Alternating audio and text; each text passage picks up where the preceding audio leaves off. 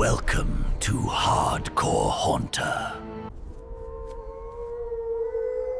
This channel is proudly created in part by AI technology.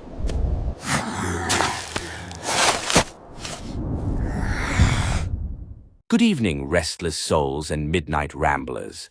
Welcome to Whispers from the Veil, where the line between the quick and the quiet blurs like ink in the rain. I'm Vincent Vesper, your lantern in the gloom, broadcasting live from the crooked spires of Oakwood Cemetery under a harvest moon bloated with secrets. It's October 13th, 2025, and as the chill seeps into your bones, gather close. Tonight, we spade the soil of Connecticut's shadowed past to resurrect the legacy of two intrepid gravediggers of the spirit world, Ed and Lorraine Warren. Pull your coat tight, dear listener. The dead are stirring, and their story hungers to be told.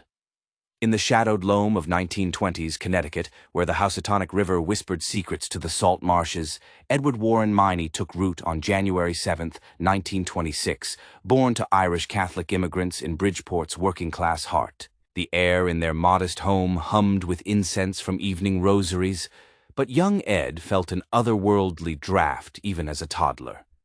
By age 6, his wide blue eyes fixed on the spectral form of an elderly neighbor gliding through the wallpaper like mist, her lips moving in silent pleas.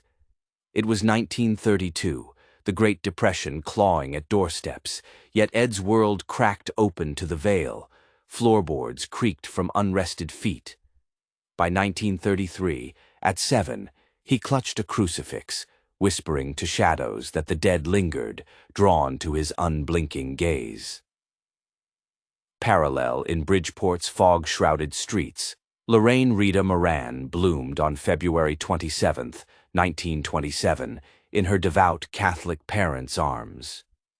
Marked by the unseen from her first breaths, she cooed at ethereal faces in her crib, eyes like river stones murmuring forgotten lullabies. Visions flooded her girlhood, faces in bath steam, voices in rustling leaves, urging a destiny of light and shadow. Sensitive as a dowsing rod, she navigated these glimpses with quiet grace, her family's faith an anchor against the abyss. Their paths converged in 1944 at a Bridgeport cinema, wartime newsreels yielding to romances. Ed, 18 and shipyard fresh, spotted 17-year-old Lorraine, radiant in her simple dress, her dark hair aglow. A glance sparked like flint, two souls tethered to realms beyond. They wed May 10, 1945, at St. Margaret's Church, vowing to unearth supernatural truths. Ed, a World War II veteran sketching haunted battlefields, found his mirror in Lorraine.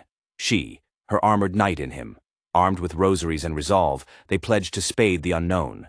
By 1952, as post-war America mended, the Warrens founded the New England Society for Psychic Research, America's oldest ghost-hunting group, in their Monroe home. Self-taught demonologist Ed devoured tomes, his scarred hands sketching sigils and preaching infernal hierarchies like a revivalist. Clairvoyant Lorraine slipped into trances, channeling the departed with moonlit eyes, their holy arsenal. Blessed salt, olive wood crucifixes, unyielding faith, exhumed truths from haunted realms, cursed heirlooms whispering maledictions, poltergeists hurling furniture like gales, their cases unfurl like a grim ledger. The 1975 Amityville horror, a Long Island house oozing malevolence post-DeFeo slaughter, walls weeping slime, shadows clawing sanity, forcing rites under a blood-red moon. The 1970 Annabelle doll, a Raggedy Ann tormenting a nurse with scratches and scrawled pleas, "Help us," a demonic masquerade in porcelain.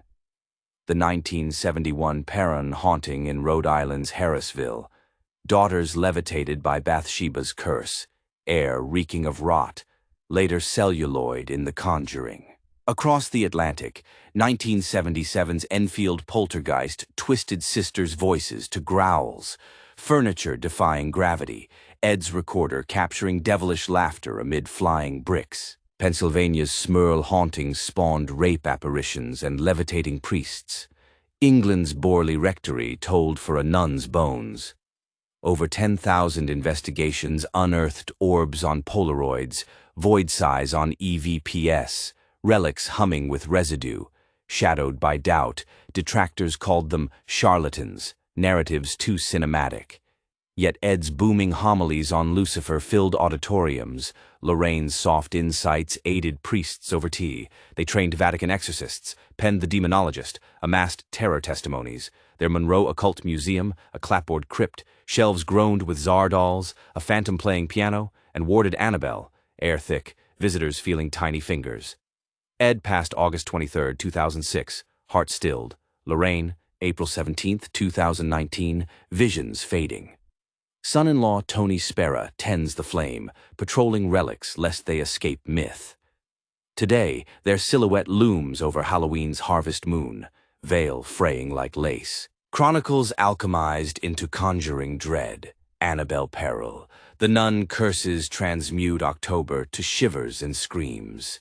Partiers don fedoras and scarves. Pop-ups echo Amityville swarms.